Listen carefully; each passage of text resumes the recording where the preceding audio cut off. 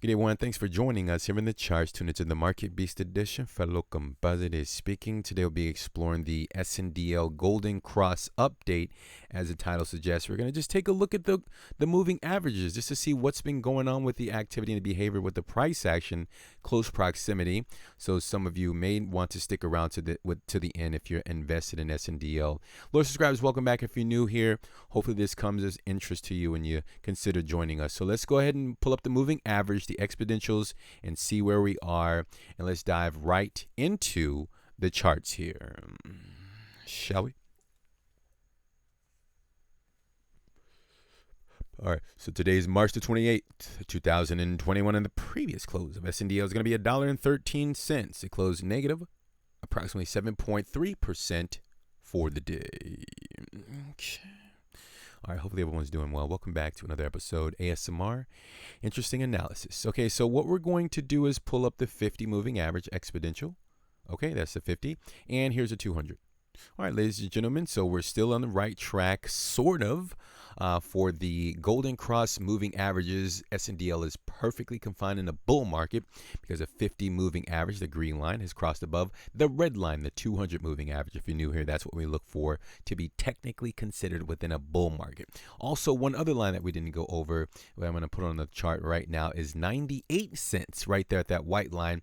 The market is still above 98 cents, which means that the market is perfectly confined in, again, a bull market, and it's also perfectly confined within an uptrend. Well, obviously it has to be in an uptrend to be in a bull market, right? 3 consecutive highs, 3 consecutive lows. We've already confirmed that. Now, one of the things that I wanted to address is that Sndl is just kind of, it's behaving in a manner where it's not really having that much buying interest in this market. And I'm saying that because right now these are the daily candles, and I'm focusing a little bit more on the daily candles, although I normally don't. This candle right here, March the 24th, represents a close below the 200. That's not good. That's not an ideal. I'm not saying not good.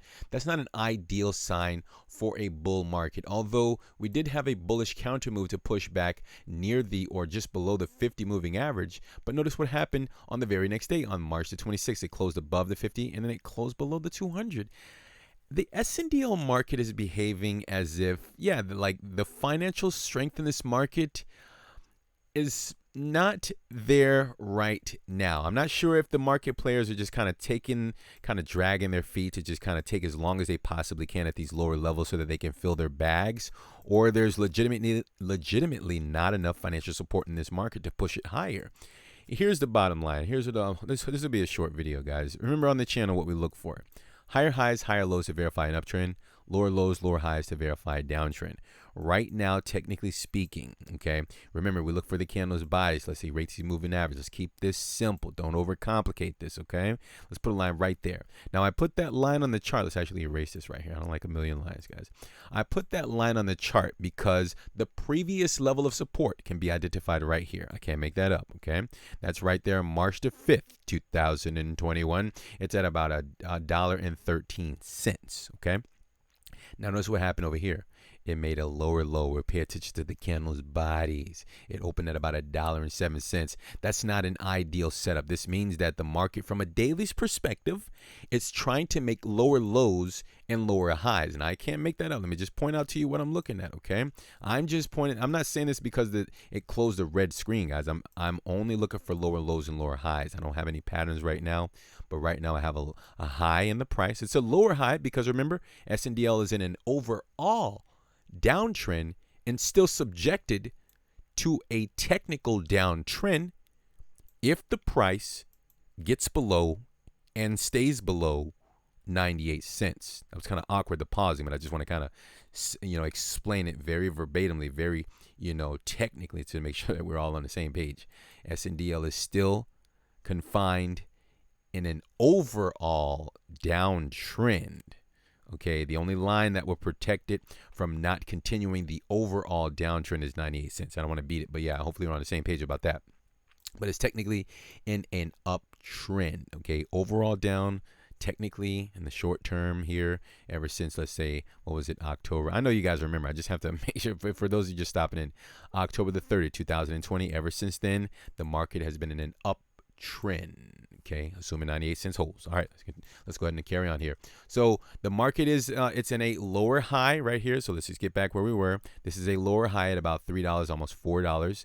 And then there's another lower high, okay, right here at about $1.78. So let's see if we can just get some little circles going here just to kind of put everything in perspective. We'll clone that. This will be the two lower highs, okay? And I've already pointed out to you, wonderful folks, that it's likely that the market just experienced a lower low from a daily's perspective, okay? So we'll just kind of put that down here. It's kind of weird. I'm not organized, right? All right, so we've already pointed out the high and then the lower high. And this area down here would be represented as the lower low. And again, these are just the daily candles. I'm just going to kind of use them as a reference for now. Guys, I'm long the market, so if I'm sounding bearish, this doesn't mean I'm going to put the market down. Although I'm naturally bearish, that's not what my intentions are on this video, okay?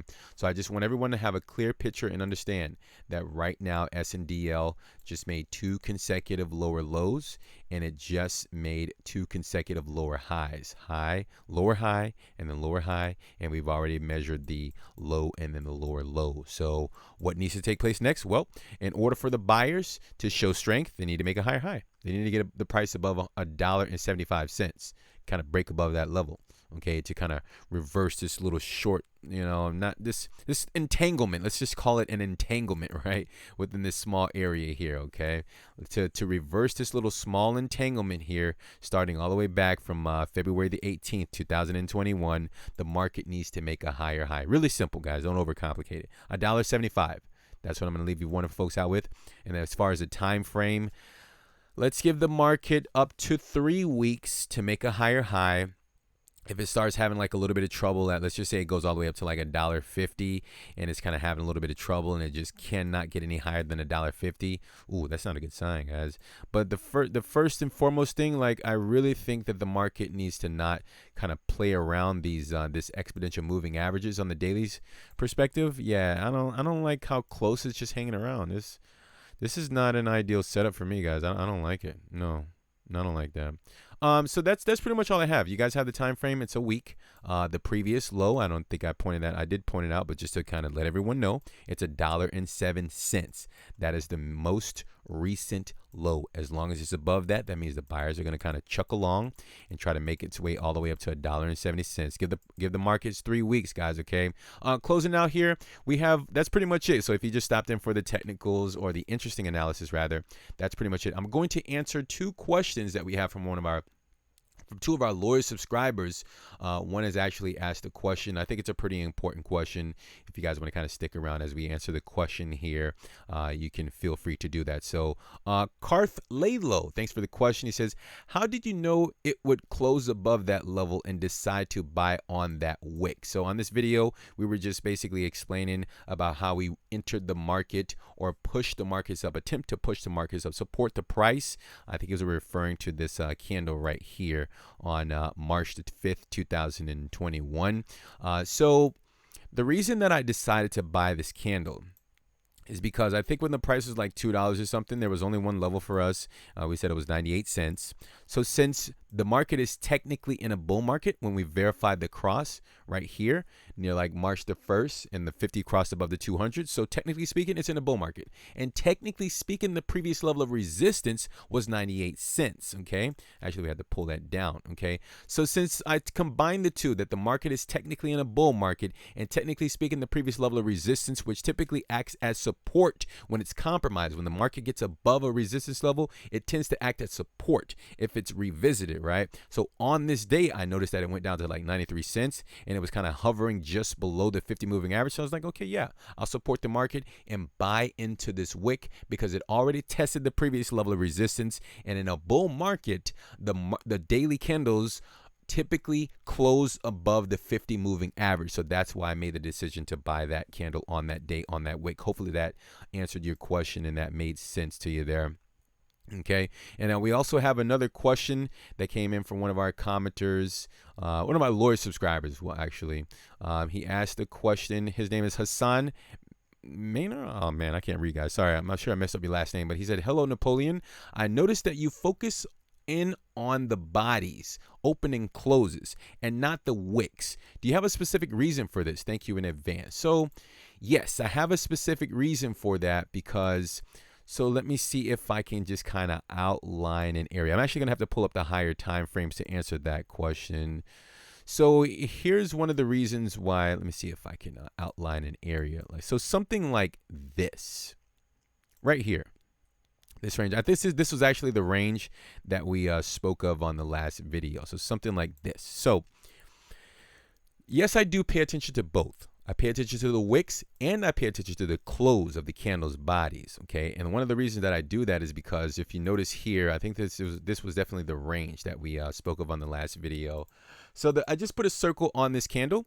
And the reason that I put a circle on this candle is because this represents the market closing within this range. And the way that I find ranges, I look at the candle's bodies. So notice this candle down here on March the 2nd, 2021. You see how the candle's body, I put a line on the candle's body. I typically look at the higher time frames to figure out ranges, right? And the wicks, of course, represent buying interest when it's below the candle. So that's why I do take it into consideration. You see like this large wick below the candle here. This represents buying interest coming into the market. Excuse me. So that means the buyers step in. Of course, they push the price up and vice versa. When you see wicks above the price, they push the price down. We go over this a lot. I'm pretty sure you heard me say that a few times. But I guess hopefully to answer your question, so I do pay attention to wicks. And I'm just explaining why for buying interest below the candle and selling interest above the candle. Now the candle's bodies, that's what's important to me because it represents the entry of the new pattern.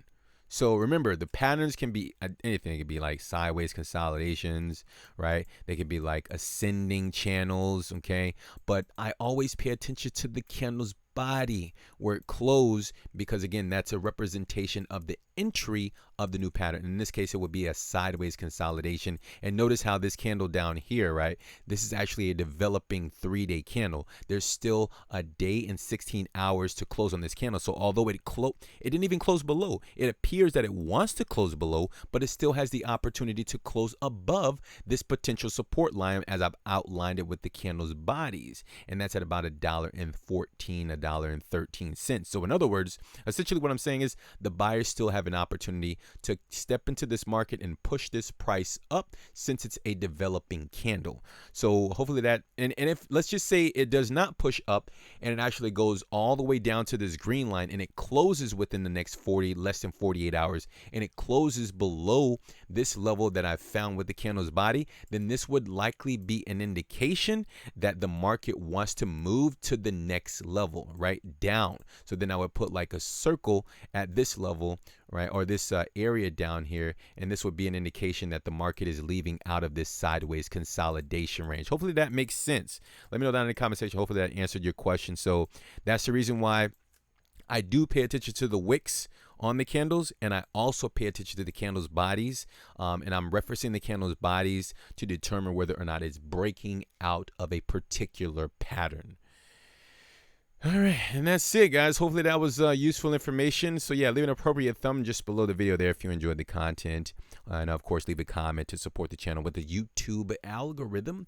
So that's pretty much it. Also, if you're new, before you go, hopefully we've earned your subscription at this point. We'd love to send you more information pertaining to the alternative markets. We go over that throughout the week, 7 days. So join us here on this interesting journey as we do the best that we can to understand the ebbs and the flows. Okay. So that's it, guys. Thanks for stopping out. Thank you for your time. And take care of yourselves, protect your portfolios, execute your strategies. We're going to talk soon. Bye for now.